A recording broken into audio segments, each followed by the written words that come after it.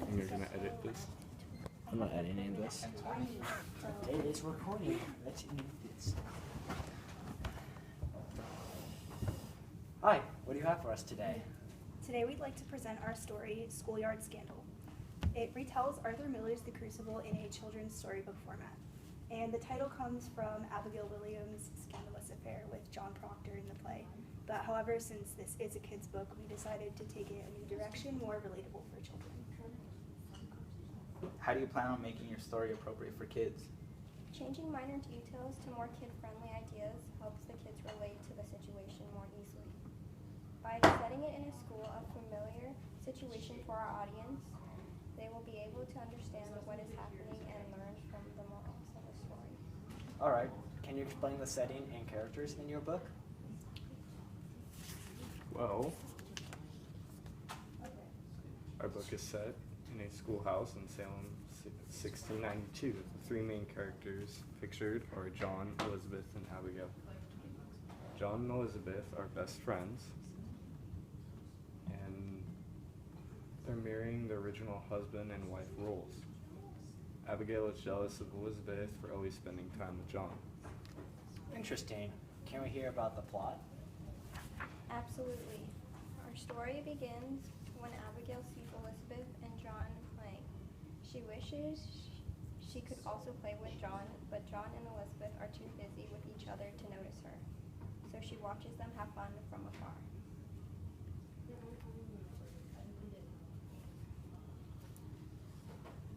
Later that day at lunchtime, Abigail sees the two eating together. But they still only care about each other and are playing in their own world. Abigail is jealous of Elizabeth and the attention John's giving her, so she creates a plan.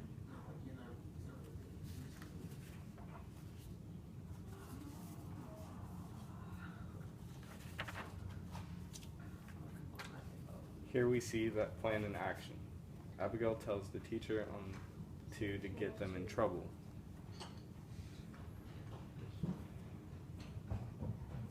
They still only, even though she never asked them, Abigail lies and says that John and Elizabeth would not let her eat with them. The teacher gets mad and goes to get the kids.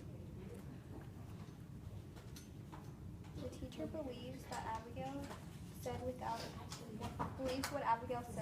asking John or Elizabeth. He puts them in timeout. This scene represents the biased authority in the court and how the proctors are wrongly jailed without evidence in the crucible.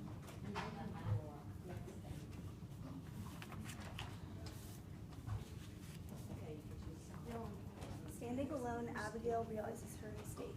She made John and Elizabeth upset by telling on them and ruined her chances.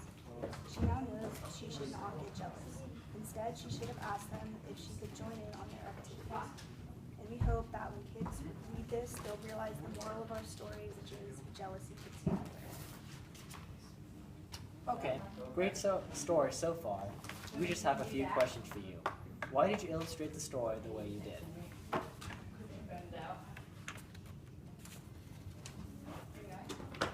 It makes it look easy to follow. Children will see pictures and can understand the message without necessarily having to know how to read a book. And how do you plan to market this story? We will market our book to parents as definitely kid-friendly, without the affair and other adult-related ideas. We have broken the play down to its true morals, jealousy and love. Parents can introduce these ideas to their kids early on, and when they grow up enough to read The Crucible for themselves, they will have an idea of what the book is trying to say. What age range is your target group of readers? Our target age range is children entering preschool to children who are in elementary school, but really any age person could read the story and still enjoy the content.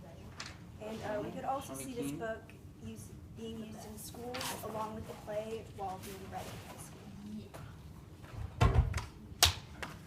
Thank you.